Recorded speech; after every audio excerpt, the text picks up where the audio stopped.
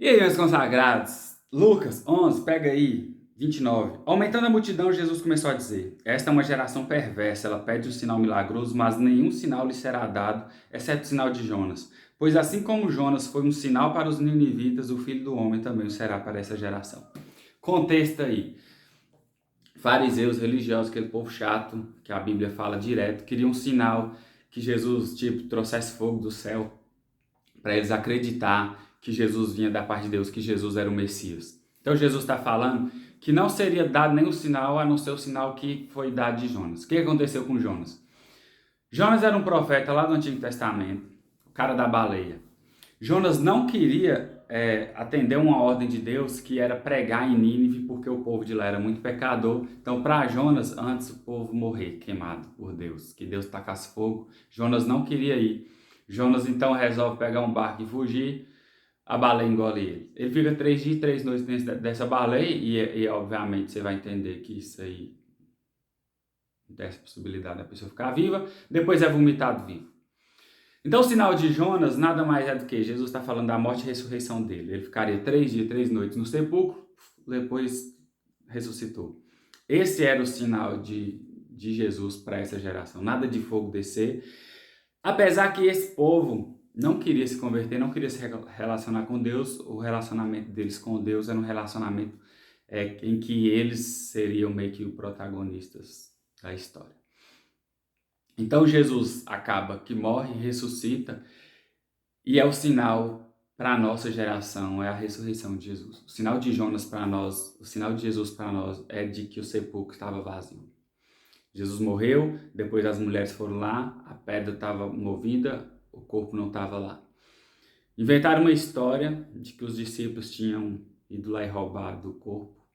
E o povo foi tão besta que se eles tivessem, como que fala, abafado a história, acho que não ia repercutir tanto, porque quando eles falam que os discípulos roubaram o corpo e abrem essa possibilidade, eles estão confirmando que o corpo não estava lá.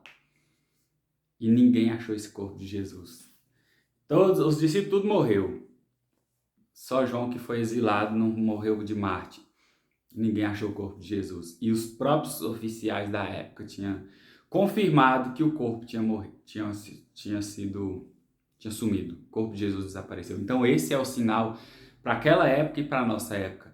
Jesus foi morto pelos nossos pecados e ressuscitou. Se a gente pegar as questões da Bíblia e fazer um estudo sobre a ressurreição de Jesus e o quanto isso é verídico, e o quanto a história narra as verdades do Evangelho, então às vezes a gente lê a Bíblia muito num sentido assim de livro de Deus, palavra de Deus, e talvez a gente esquece do quanto ela também é um livro histórico.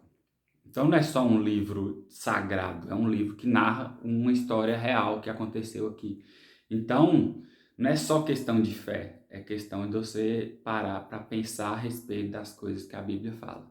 Então muitas cidades que narram na Bíblia, tem a cidade lá, então muito é comprovado. Aí você tem que estudar sobre isso.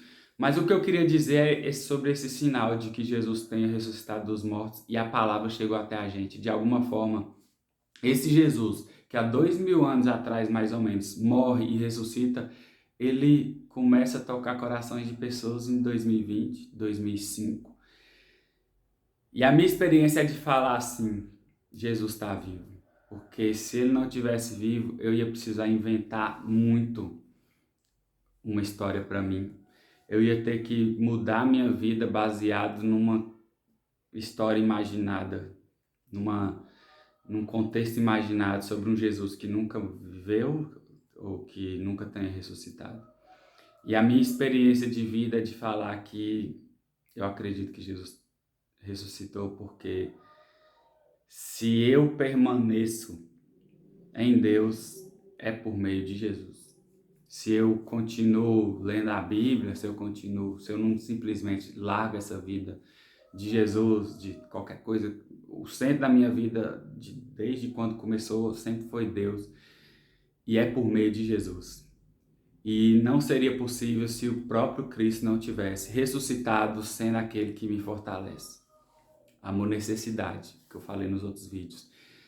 Jesus, vivo e ressuscitado em nosso meio, opera em nosso coração o poder de permanecer, a capacidade de permanecer, a capacidade de ter fé, a capacidade de simplesmente mudar a nossa vida, porque Jesus está operando nela.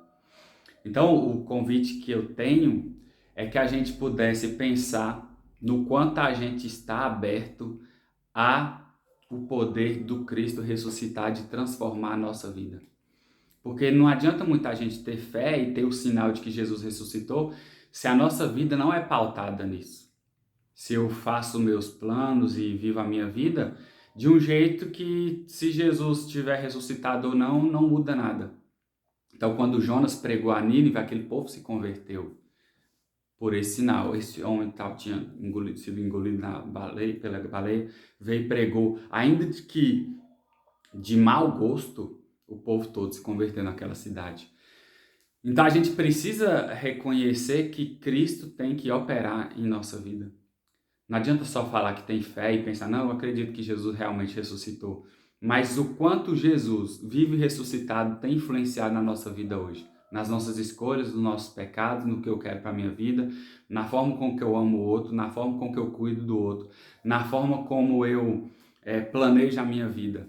Cristo é o centro, porque de nada adianta a gente ter o sinal da ressurreição sem que Cristo não opere em nós e não faça alguma coisa em nós. Esses dias eu estava pensando, se eu pudesse ir no futuro e pudesse ver como que eu estava no futuro, tipo daqui 10, 15 anos. E talvez um tempo atrás eu ia pensar assim, eu queria ver como era meus filhos, minha esposa, se eu tinha carro, como que era minha casa, onde eu estava trabalhando. E de verdade, depois que eu comecei a fazer vídeo, escrever, fazer as coisas, e ler a Bíblia e tudo, eu queria muito saber se eu continuava fazendo essas mesmas coisas. Se eu ainda leio a Bíblia no futuro, se eu ainda gravo vídeo ou qualquer outra coisa que eu faça para Deus. Mas me interessa saber se eu permaneço em Deus, porque a coisa mais importante da minha vida é que eu permaneça em Deus. Então, às vezes a gente pensa muito sobre nossa condição financeira ou qualquer outra coisa, mas importa que a gente permaneça em Deus. É isso. Que de alguma forma Cristo ressuscitado, o sinal de Jonas para nós, possa operar no teu coração para que você permaneça em Deus. Responde aí, qual que é a tua maior dificuldade em permanecer em Deus e o que o que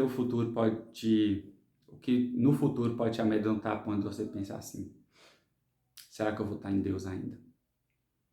Permanecer em Deus por meio do Jesus ressuscitado que opera em nós. Deus abençoe. Tchau!